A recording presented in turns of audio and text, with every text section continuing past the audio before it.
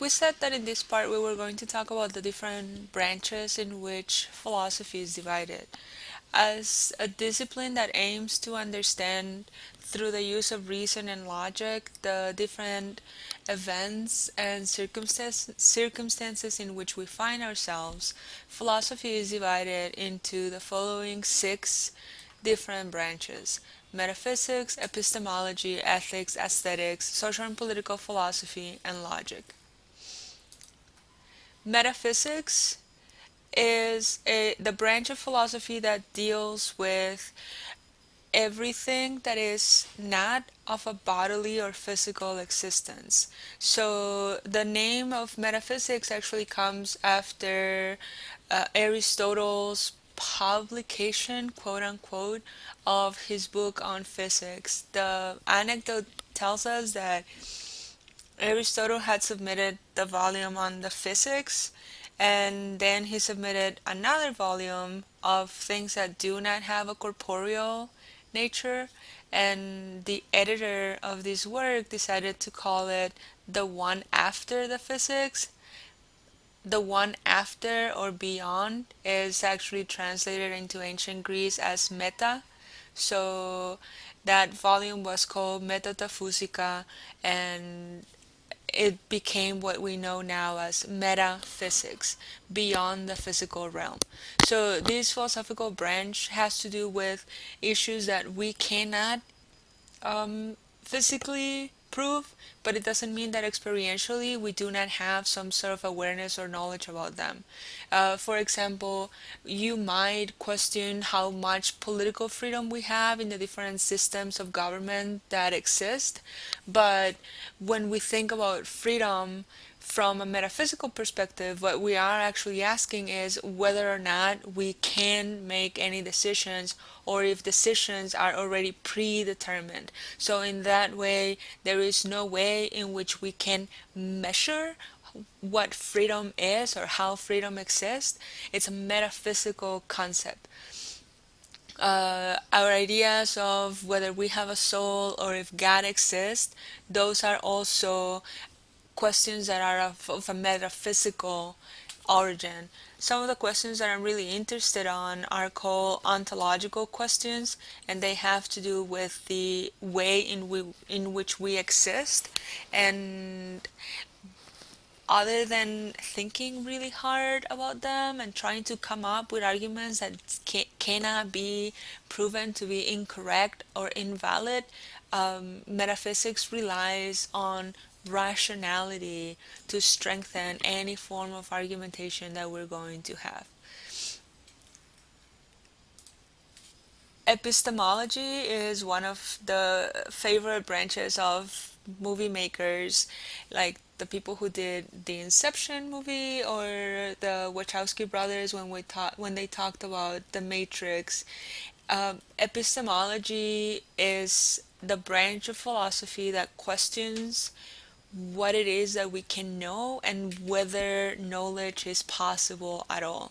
So the images that I have here are Plato's allegory of the cave, because in the allegory of the cave, Plato actually talked about the different levels of knowledge that we can acquire when people tell us what to believe, when we start questioning those beliefs, when we come up with definitions or concepts that are applicable not only to our own existence as embodied subjects, but also to the existence of man.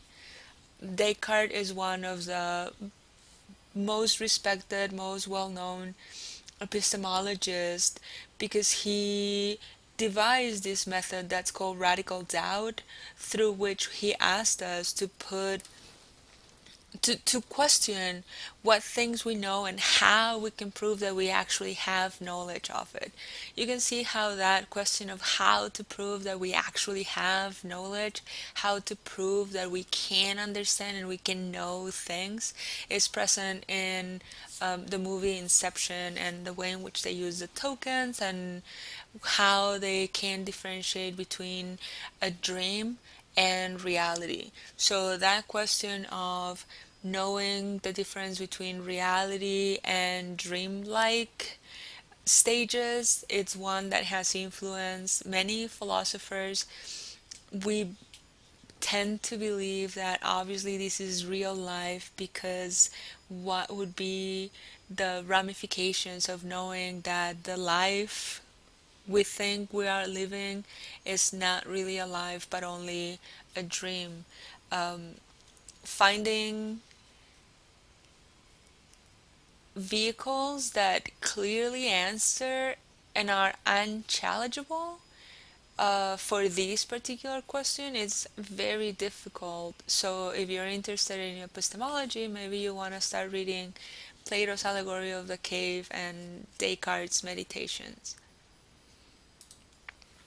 We also have ethics as a branch of philosophy, and you can see here the law of Hammurabi, which is one of the ancient codes of behavior that we have in life, and one of the things that we're going to be mentioning in this class, because there is a connection between ethics and social and political philosophy.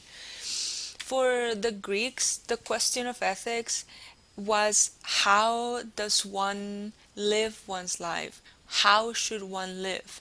So knowing that we belong in communities, knowing, as Aristotle said, that we are a political animal, what are the duties and obligations that we have towards one another? What are the appropriate ways of behaving? And where do those ideas come from? Are these ideas objective sources of nature that are immutable and unchangeable? Or is ethics always going to be in flux? Is ethics going to depend on where you are from, what period of time you were born in, the kind of religion even that you have? Right? So ethics aim to provide us with guidelines that will foster happiness, flourishing, and all these different things, whether it is in our personal life, in our community life, or even in our workplace. But big questions for philosophers, for ethicists, are precisely those of, where does morality originate? How do we know that we ought to behave in this way towards one another? So you have here an image of Mencius, who is one of the ancient Chinese sages who talked about how we have the capacity to behave in ethical ways.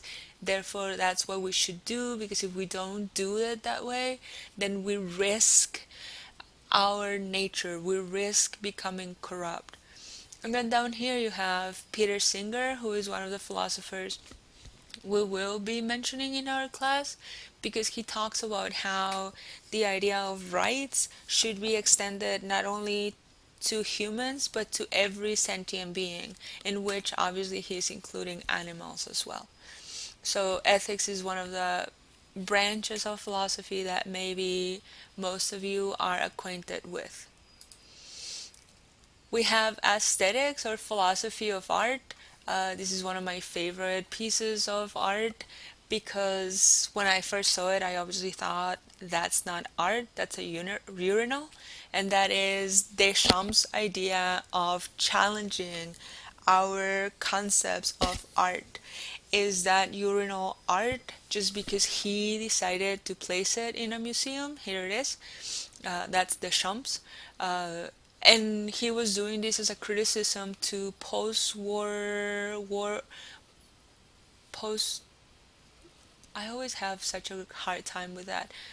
Post World War, the Second World War, criticism of art and beauty. So aesthetics means aesthetic or sensitive. We use it to talk about works of art and whether or not they express beauty. This idea that a work of art must be beautiful is something that many people cultivate. Edmund Burke in this photography talked about how it's not only that sense of beauty, but a sense of the sublime, a sense of things that make us realize that our place on earth is such a miracle, such an occurrence, that it puts our whole life into perspective.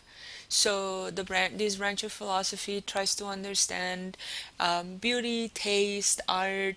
It discusses literature as well as music, painting, photography, and the understanding is trying to discover where our idea of beauty comes from and why, as human beings, we create art and artifacts that are beautiful and or pleasant, not only useful.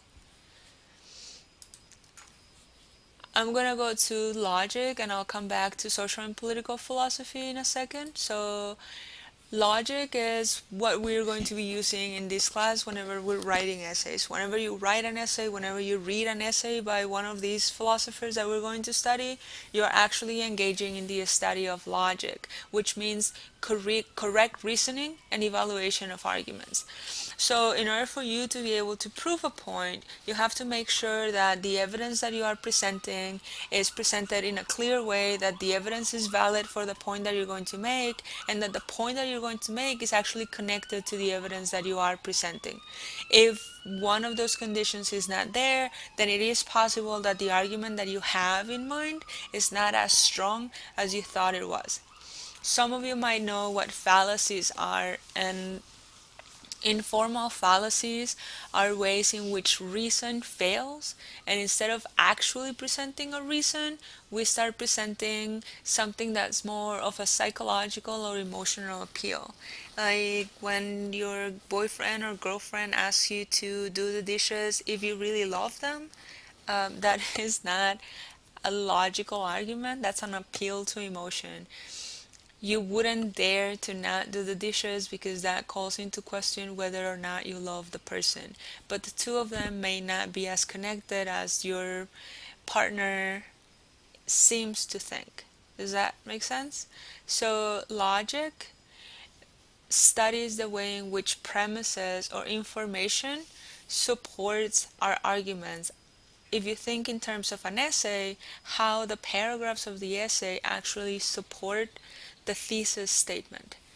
Um, the Onion is one of those things that I learned to read as someone who came to the US when she was already an adult.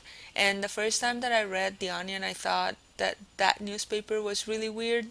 Later on, I understood that it's not a real newspaper, but a satirical one. However, the way in which they write their articles, the way in which they use evidence, in many ways, they're successful in what they say and they are successful in making us laugh because the structure follows a logical structure. So we are immediately attuned to following the way in which they are arguing. So the last branch that we're going to talk about, and this is the rest of our semester, is social and political philosophy. Here you have John Locke, who's going to become a very important feature for the formation of the US and for a lot of the ways in which we interpret law even nowadays. Over here is Picasso's Guernica. Picasso was a Spaniard, he was a painter, and he created this representation after the start of the Spanish Civil War, before World War II, actually, 1939. So in this, he presents an idea of what war does to the individual and to society. And obviously, we're going to talk about Declaration of Human Rights. Where do rights come from, and do they have power of their own, or are human rights sort of a human creation that has no metaphysical grounding and therefore we can obey them or disobey them? Social and political philosophy looks at the way in which groups work and ask questions about fairness, equality, justice, etc. Social and political philosophy is used to talk about the problems of war, when war is just and when it's unjust. It is also used to talk about taxation, for example, who should be taxed, but it's also used to talk about the foundations of society. Why do people come together and form communities? And do these communities require that we have a government? Okay? If you have any questions, do not hesitate to send me an email.